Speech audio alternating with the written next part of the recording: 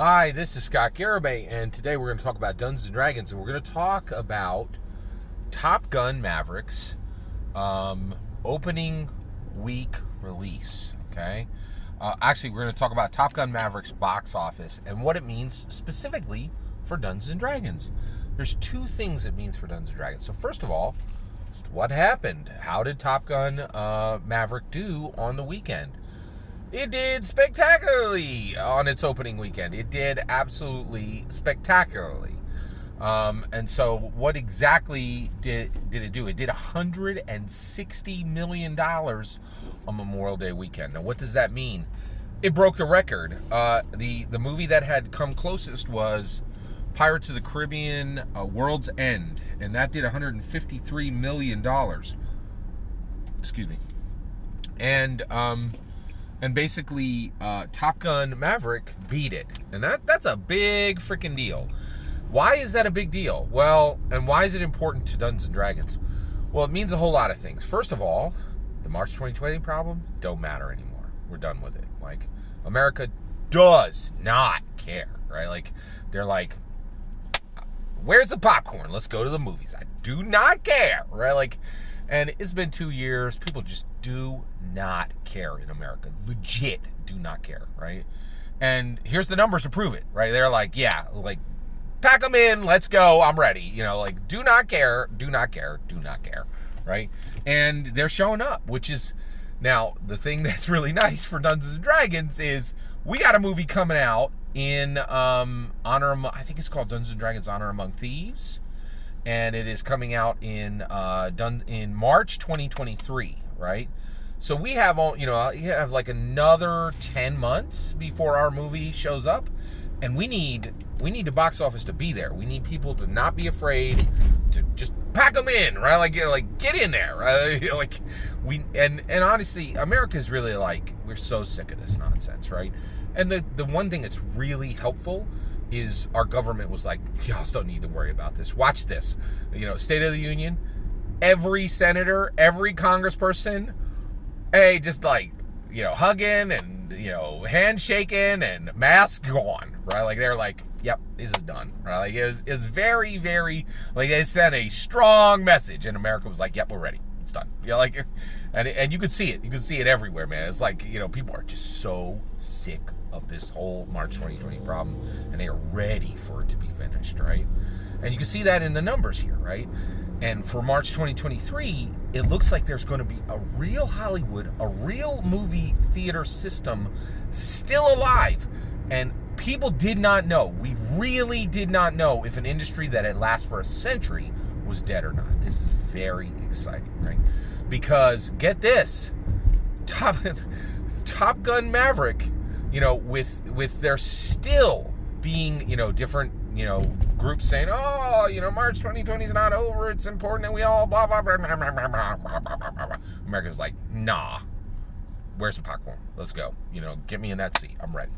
Right? And America is really making clear what it wants, right? And, which is really fascinating, right? And the reality is, we got a shot in, I think it was 2001 with the first Dungeons & Dragons movie. It failed, right? No harm, no foul. It's good to try. Like, not everything works, but I am very excited for this new movie, and I am really excited with the idea that we have a distinct possibility that the Hollywood engine will be up. This battle station will be fully operational when our D&D movie hits, right? And that's what we need. That is what we need. There's one more thing that's really, really fascinating about Top Gun Maverick's box office.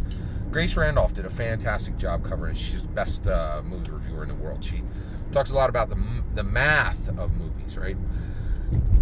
And she broke this down. She said, first of all, Tom Cruise, he broke the Memorial Day record,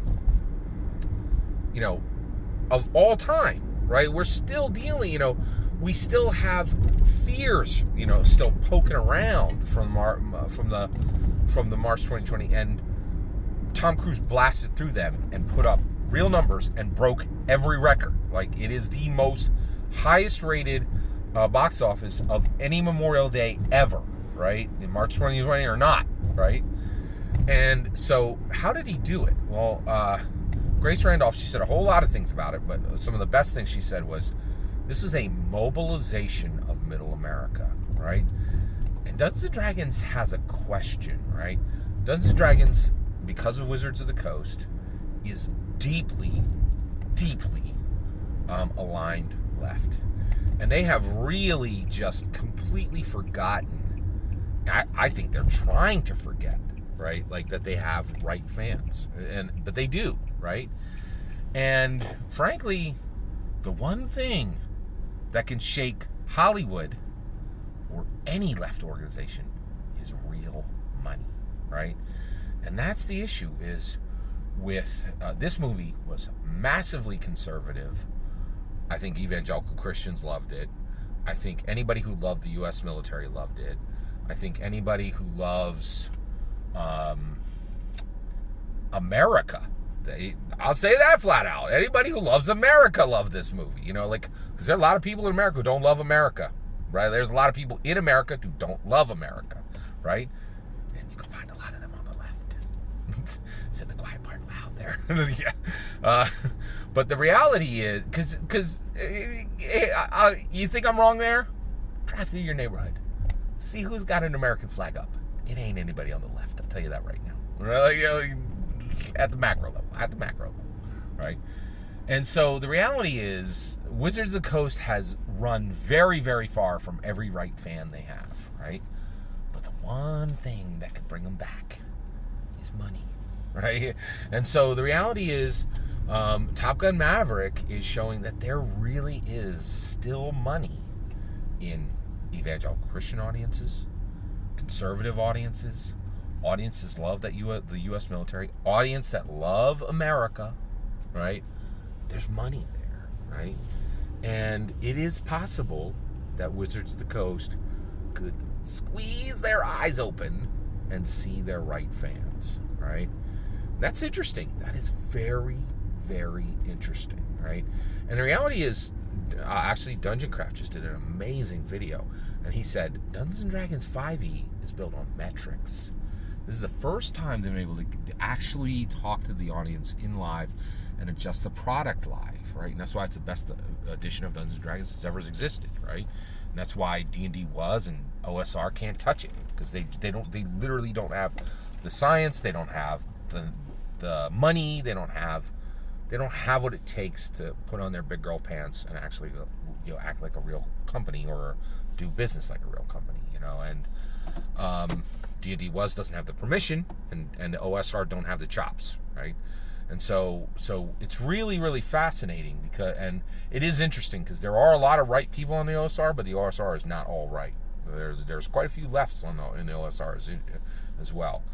I'm not sure what the breakdown is. It is interesting.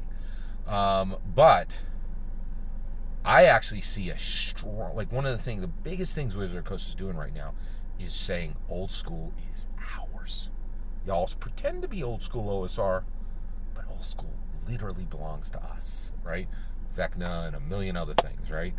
And, an actual old school minis in their now product, right? Whereas, like, OSR is like, we're pretending to be old school, please buy our product. And D&D is like, we own old school. And they are coming for it, right?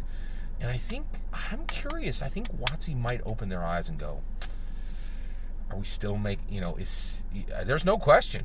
The left has made them a lot of money, right? Matthew Mercer, Hollywood, he very left, right? Like, so left has made them a lot of money, but, Tom Cruise is saying, hey, you might be leaving money on the table. So this becomes an interesting conversation, I think.